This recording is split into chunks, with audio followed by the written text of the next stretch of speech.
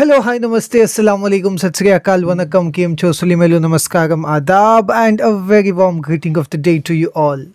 Here we are for the part 2 and the final video on Akarmashi, the Outcast by Sharan Kumar Limbale. In the previous video, we have discussed all the intricacies regarding to Dalit literature, Dalit panthers, about the author Sharan Kumar Limbale, about the community he comes from, and the idea of Dalit feminism, etc. All the pre-reading activities of this novel are already discussed in the previous video. I will be attaching the link of that video in the description box below.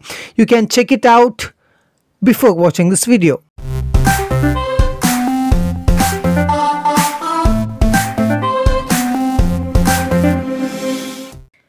In this video, we will be discussing three things. Number one, summary of the autobiography Akarmashi by Sharan Kumar Limbale. The character sketch. I will give you a character mind map, a character tree of this autobiographical novel, because there are a lot of characters involved in this. And finally, we will go through the narratives, the incidents in detail, a little short and simple, but also in detail, because it's quite important. As I had stated earlier, this entire autobiographical novel is nothing but a set of incidents. A lot of incidents are connected all together to bring it out in the form of an autobiographical novel. So let's get started.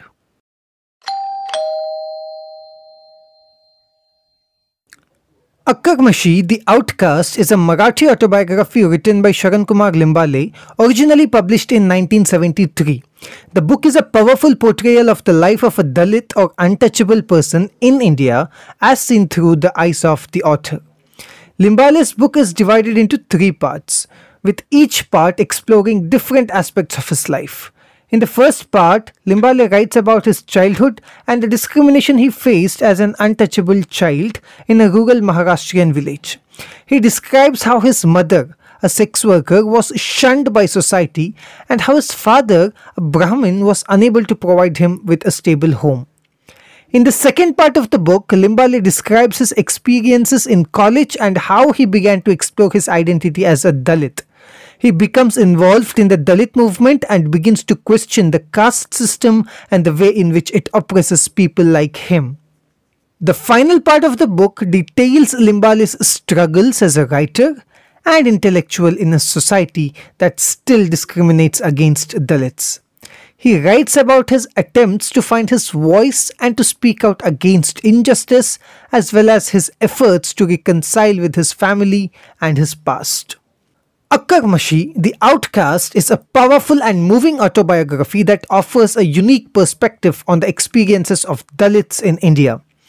Through his writing, Limbale challenges readers to confront the injustices of the caste system and to work towards a more equal and just society. Here is an insider tip. We do not have any copyright infringement, so you can share the video to as many people as you want. And you can also take screenshots of the notes that I display on screen, and you can use it as your personal notes for studying. क्योंकि हम साथ साथ हैं ही.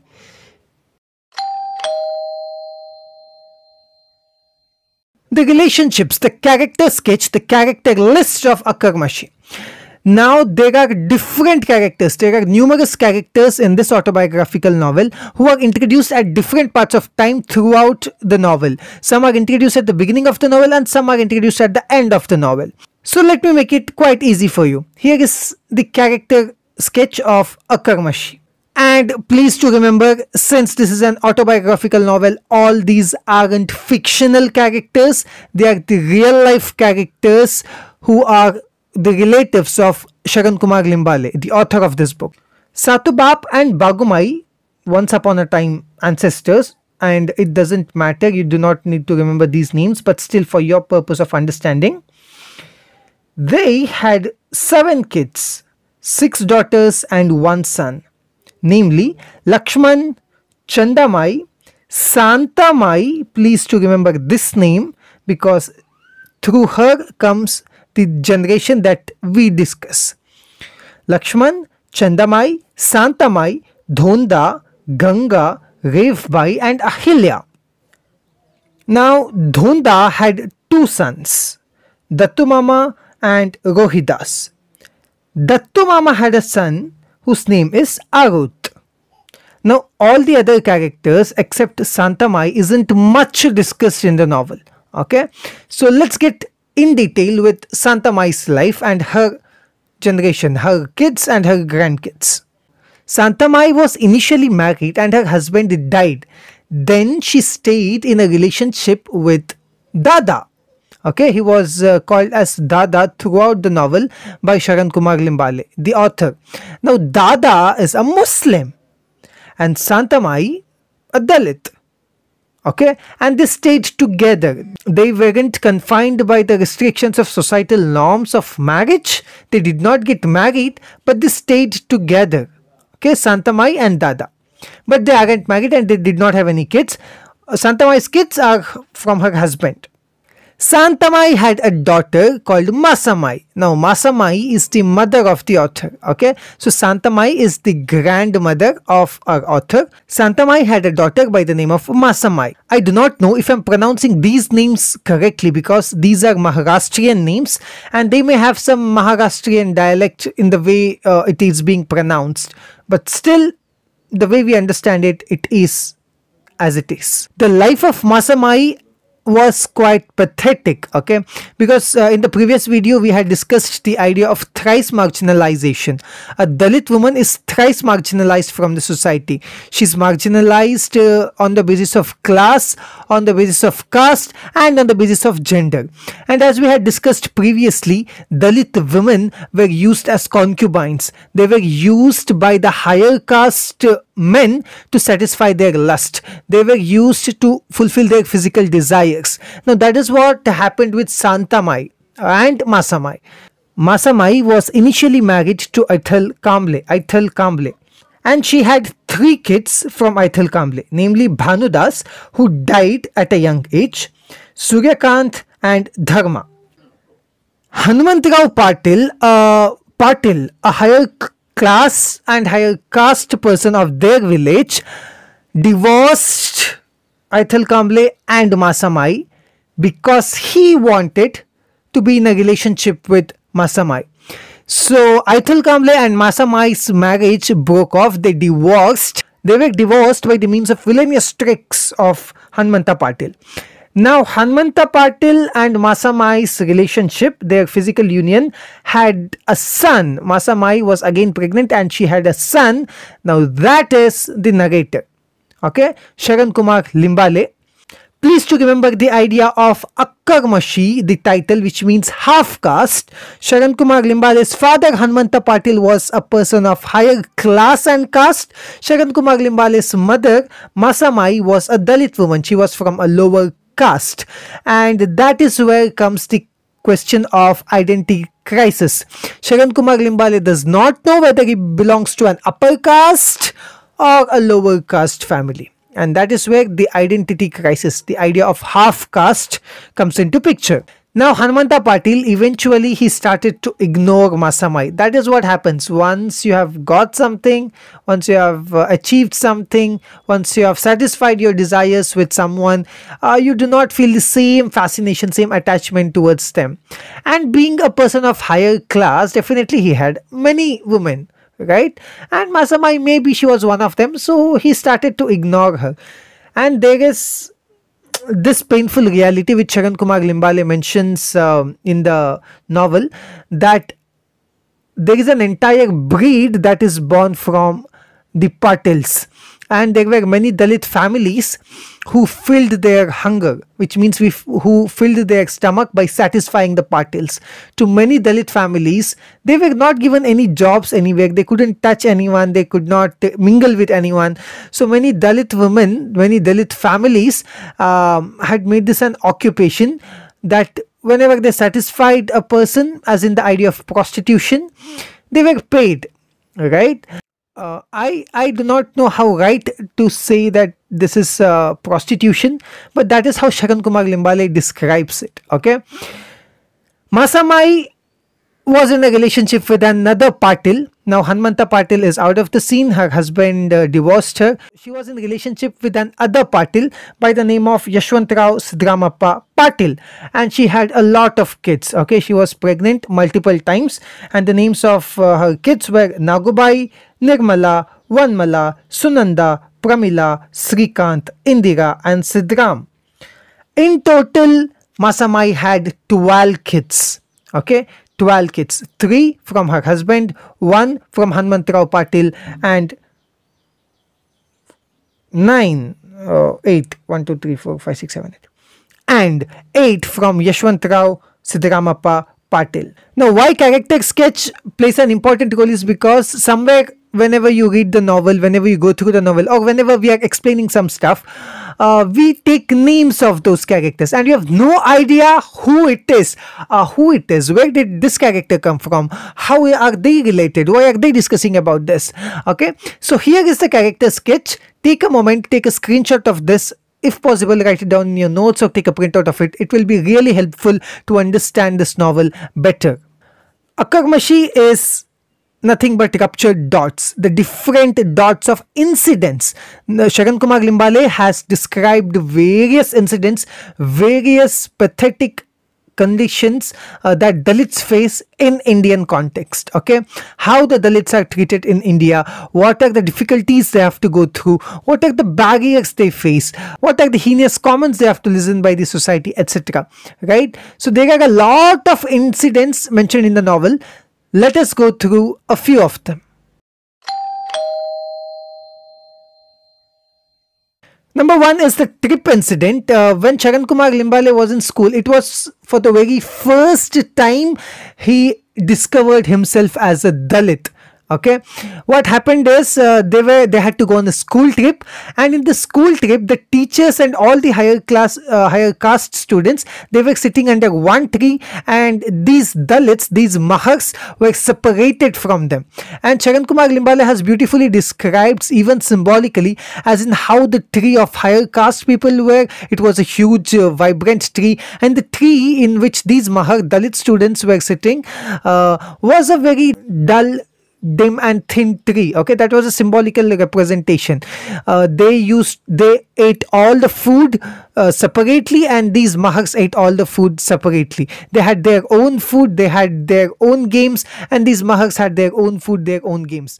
The delicacies, the food, the tasty food ate by the higher caste students made them crave for it.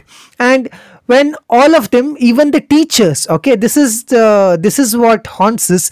Even the teachers who are supposed to be the change makers, who are supposed to bring in the difference in the society, even they practiced untouchability. Right? Even they were sitting with the students of high caste, and they were marginalizing, they were separating the Dalit students from them. When these high caste students were done eating their food, the leftovers were given to Mahar students, and to those Mahar students it was like nectar. Okay, it's so painful. It was like nectar. They felt as if they have got some blessing from God.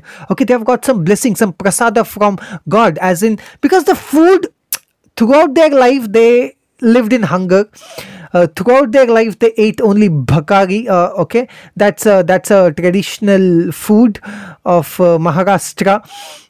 And getting such delicacies was a dream come true to them. Though it was the leftover of the higher caste students, it was as if nectar to these students. Whenever it rained in the village, the schools were constantly shifted. Okay, the school premise where they studied, it used to get drenched in rain, and the ceiling used to fall off. So what the teachers used to do is they used to take them to different places, and that is where the idea of untouchability and practice of Dalit comes into picture. All the other students who belonged to high caste used to sit inside. For example, if the classes were taken in a temple or a high caste person's home, then all the high caste students used to sit inside the premises, and these Dalits, these Mahars, were made to sit outside the door. Okay, they were made to sit outside, whereas the others used to sit inside.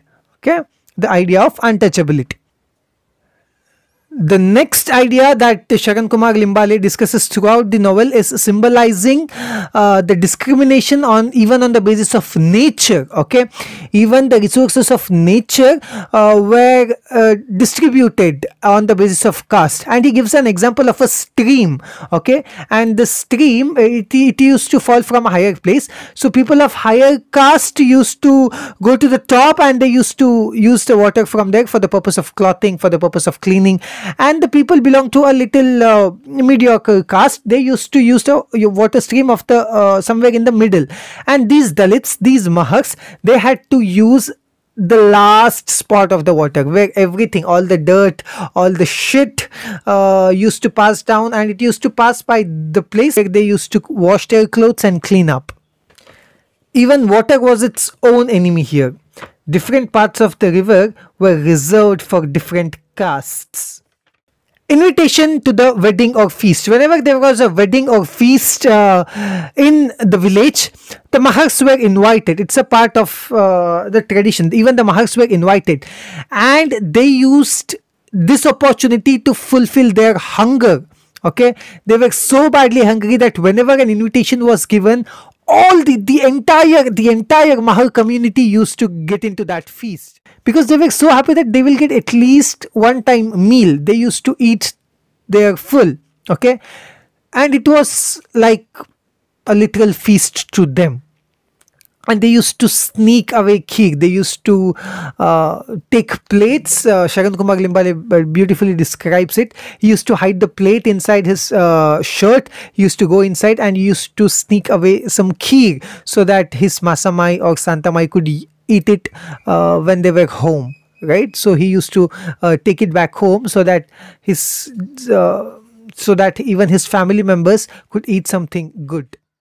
Cows urine and the narrators struggle to collect it. Now, this was a part of the custom, this was a part of the belief, a ritualistic belief, that the Dalits had to drink the urine of cow to purify themselves. Okay, they had to drink this, and he has humorously described it. There were many oxen around, but an oxen's urine was not permitted. Next up, let us discuss the idea of hunger, the notion of hunger.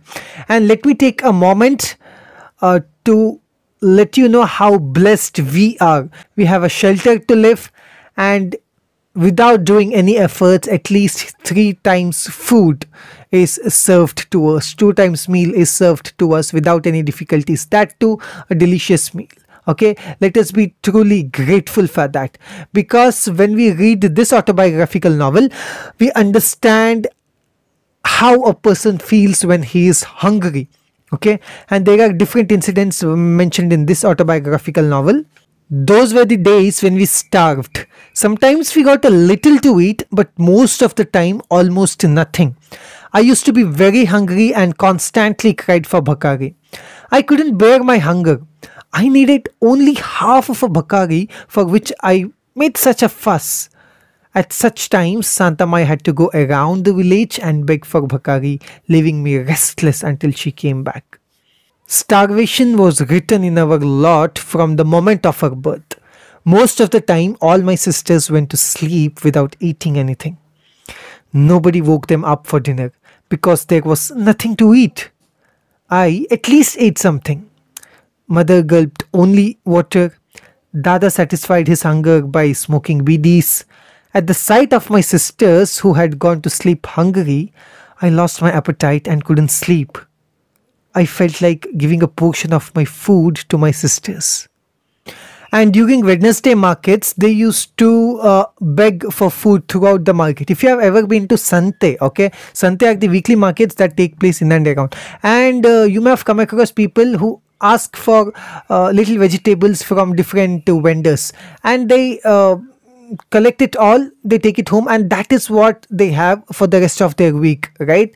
And this is a very painful event that Sharan Kumar Limbale mentions, that they used to take banana peels, not the banana, the leftovers of banana, the banana peels, and they used to eat those banana peels. Okay, as I read the novel, it was I had my eyes were moist, because that is the beauty of literature. It shows you different sides of this world. Okay, And even this incident that narrator mentions, it may be quite disgusting to hear, but that is the reality. During the season when cows couldn't digest the food properly, they used to shit undigested food, and Santa Mai used to collect that dung. She used to clean it in the river water, and she used to take that bhakari home. Okay, matlab whatever the undigested bhakari that was there in that the cows had ate and they had shit, they used to clean it from the dung and they used to take home to consume it. So you could imagine the plight of those Mahars. You could imagine the plight of those Dalits who could not afford, and they had to struggle so much for just one time meal. Bhakari is as large as man. It is as vast as the sky and bright like the sun. Hunger is bigger than man. Hunger is more vast than the seven cycles of hell. Man is only as big as a Bhakari and only as big as his hunger. Hunger is more powerful than man. A single stomach is like the whole earth. Hunger seems no bigger than your open palm, but it can swallow the whole world and let out a belch. There would have been no wars if there was no hunger. What about stealing and fighting? If there was no hunger, what would have happened to sin and virtue, heaven and hell, this creation of God? If there was no hunger, how could a country, its borders, citizens, parliament, constitution come into being? The world is born from a stomach, so also the links between mother and father, sister and brother. The paragraph that I just read is a very powerful paragraph, and I would request you to quote at least a portion of it in your examination. It would have a high impact on your answers. A little later part of the narrator's life, when they went into college, they faced the same struggle for hunger. Malya and I frequently visited Sonu, Malya's grandmother, who was a sweeper. Sometimes she also went around begging. She always carried a basket full of stale food. Sometimes the food was fungus ridden and it stank. Whenever we visited her, she put the basket before us and asked us to eat whatever we liked and as much as we wanted. We were, of course, hungry. Malya and I picked up the pieces of bhakari, wiped off the fungus, and ate them. The next incident that is mentioned is about the barber. Even the barbers and tea shop owners treated them as untouchables. They did not touch them. They did not cut their hairs. They had to walk miles and go to a different village to get their haircut done. How could this barber, who used to shave buffaloes in the village, refused to shave my head? Narrator fell in love with a girl named Shivanta, and eventually she got married to someone else because this guy, the narrator, was a Dalit. And throughout the novel, the life of Dalits is stated as something invaluable. Okay, there were some deaths occurring amongst the Dalit community, and it is narrated, it is treated as if nothing big happened. Okay, nothing, it's not a big issue. Someone died, as just as you say, okay, I just lost something. Sheshu's death by bursting of flames, Lakshman's death, remember Santa Mai's brother that we discussed initially, Lakshman's death by falling off a tree during a cradle ceremony, etc. These are the incidents that we come across where Dalits die, and it is not considered as a big issue. Okay, let me take a moment to remind you this, even to this date, thousands of Dalit, recently a report had been issued by the central government that thousands of Dalit die every year during the process of manual scavenging. Okay, they get inside the pits to clean the pits, and they die in the process, and nobody cares about them. Every day a new report is put forth that these many people died in the process of manual scavenging, and we forget it. Okay, the lives of Dalits isn't treated valuable even to this date. Aithal Kamble and Masamai was married. Then she was lured by Hanmanta Patil. Husband and wife had to divorce, and Hanmanta Patil used her. Okay, Hanmanta Limbale lured Masamai. She was given a rented house at Akkalkot, which she accepted. It was a kind of revenge to live openly with the same man who had uprooted her from her family.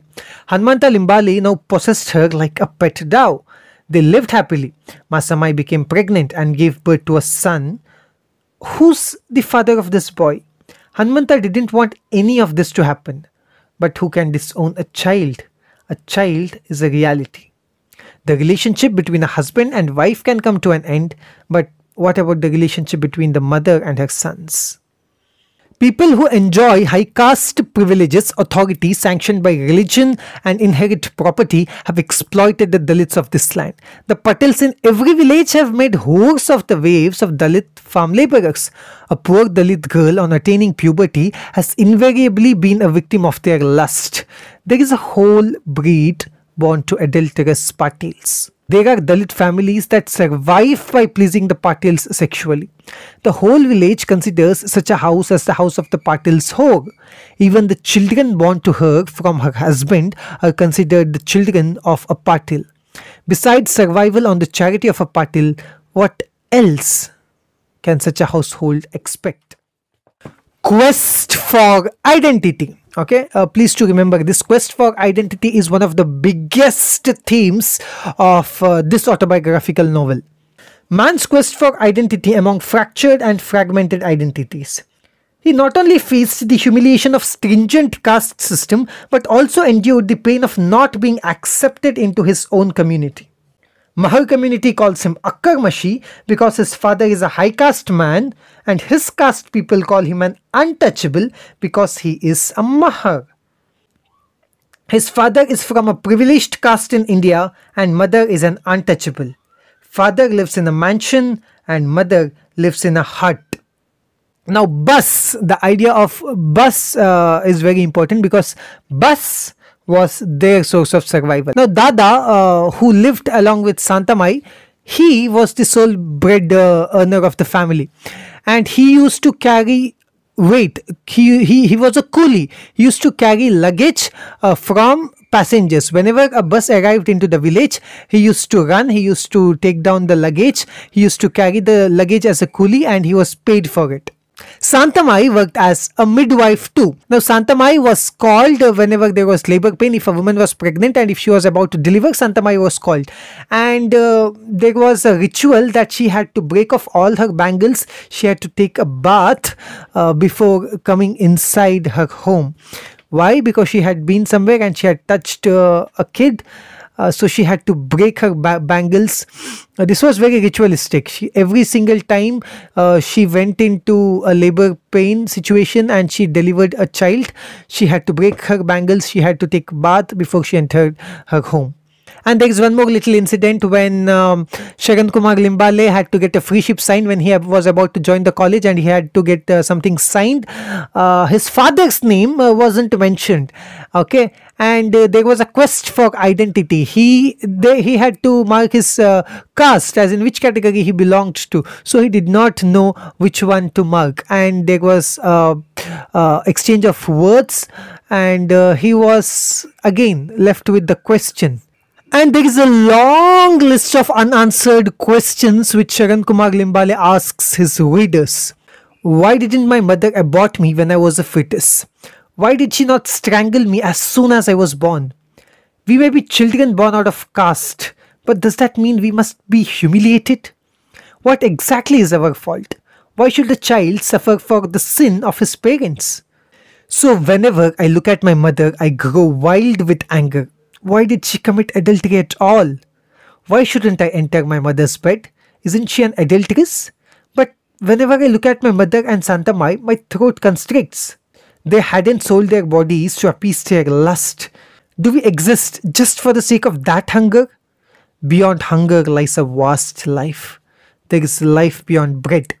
And yet I had no experience of life beyond this ghetto. Now, there is a reference to D.H. Lawrence's poem Money Madness. There is a beautiful poetry written by D.H. Lawrence, and Sharan Kumar Limbale also mentions something very similar, that the villagers gave them bread, which means they gave them food, but they also made them feel humiliated. And D.H. Lawrence, in his poem Money Madness, mentions this very idea, that the society will give us bread, but it will also make us eat dirt. Eventually, Sharan Kumar Limbale joined a college. He started his college education, and Santamai used to travel all the way till his college. She used to walk for miles just to meet her grandson. And when Sharan Kumar Limbale got into college, he used to feel disgusted by his identity.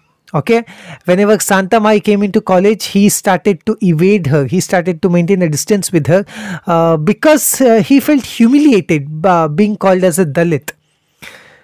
They lived in a hostel all together. All the Dalit boys lived together and they shared their life experiences. Okay, and he felt how Dalits from different parts of this country faced the same struggle, faced the same humiliation.